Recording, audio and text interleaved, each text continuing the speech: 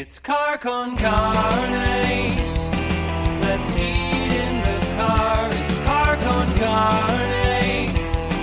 And now here's the star of our show, James Van Alstyne.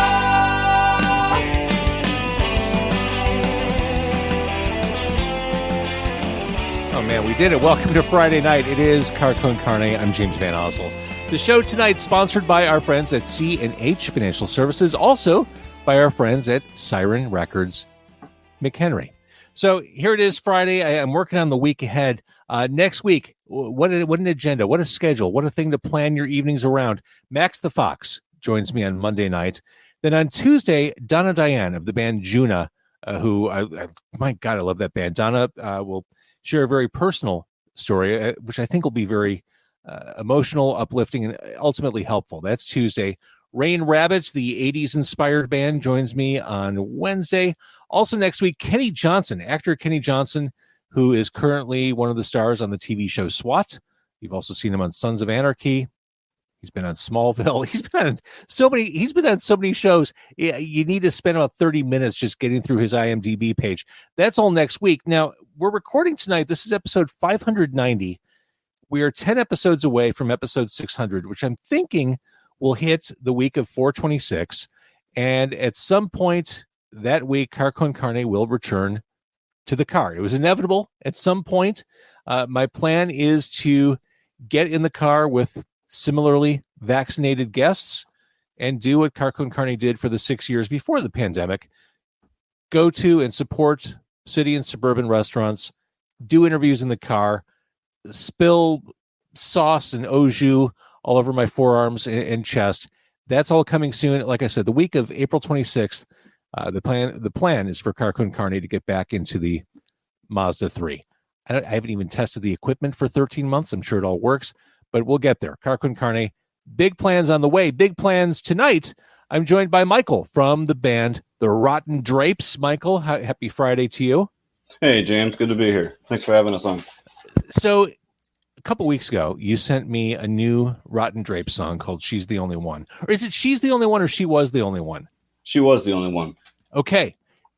On the Dropbox, I think it said She's the Only One, the file name. Correct. Yeah, that's correct. I just realized that I completely misnamed or misspoke the title of that song on Demo 312.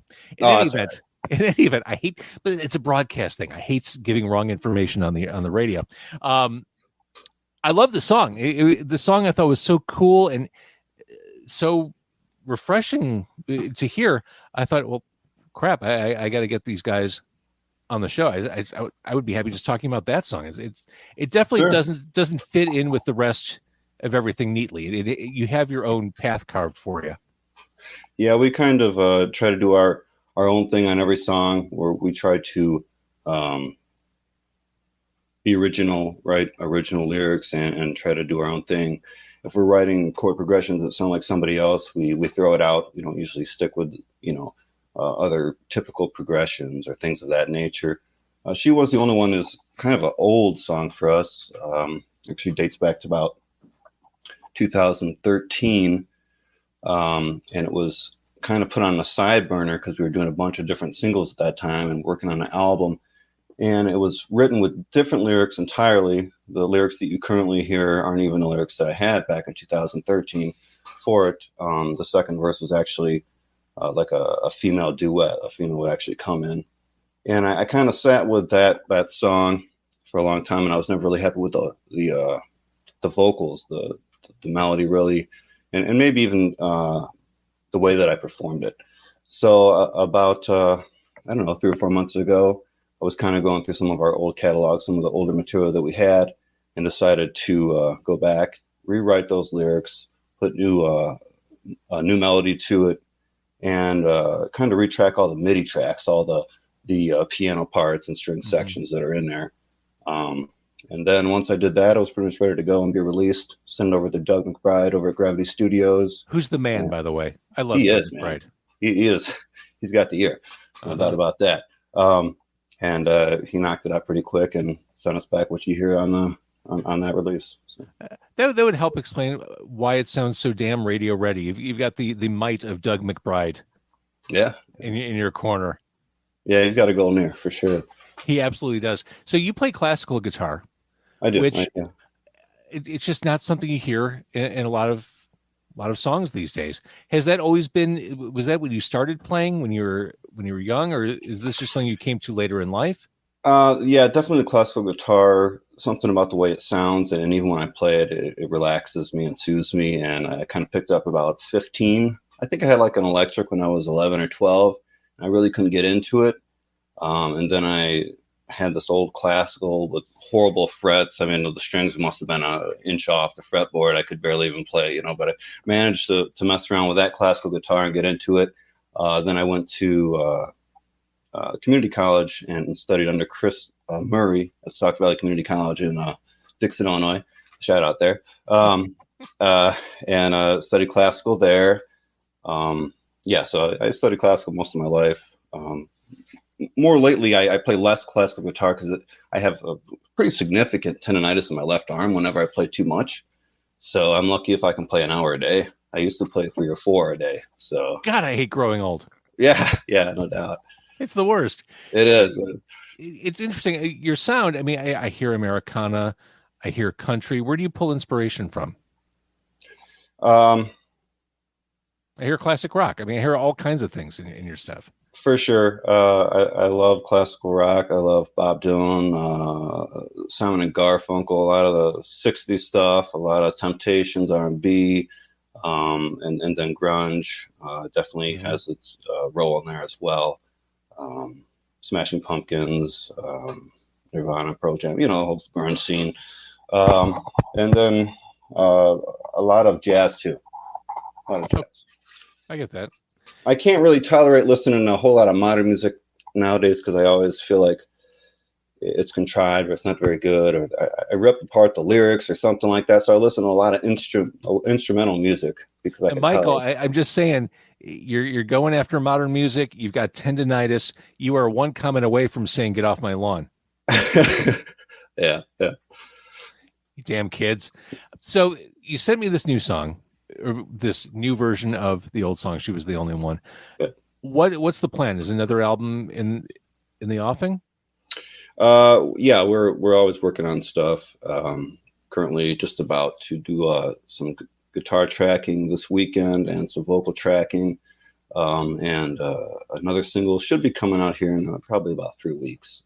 So how did you guys come back together during the pandemic? Was there just a period where you're like, yeah, we can't do this, let's figure this out down the road? Or were you actively trading files, trading ideas over the past 12 months? We were trading files. Audio was being sent between us. We were kind of talking and planning. We're always working kind of from a distance because I live in Waukegan and the other fellows work in about 2 hours away from here in Sterling, Illinois. Boy, okay. We're always kind of working from a distance. So that's nothing really unusual for us. So before I let you go, like what's a good local business we should support out there?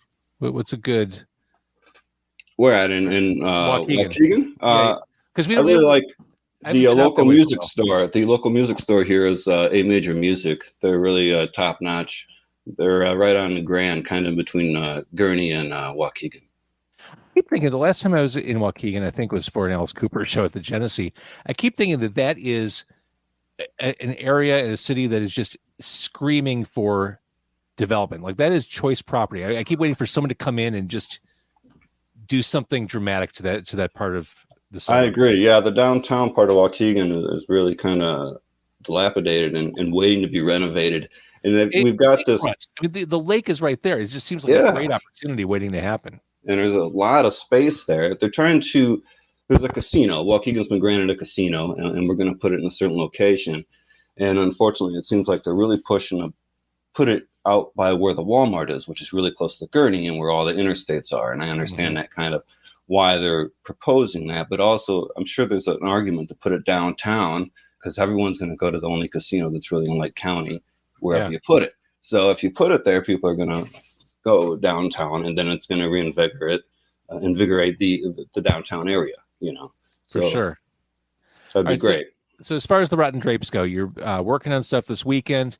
If people want to keep track of you, I know that Facebook is not your thing.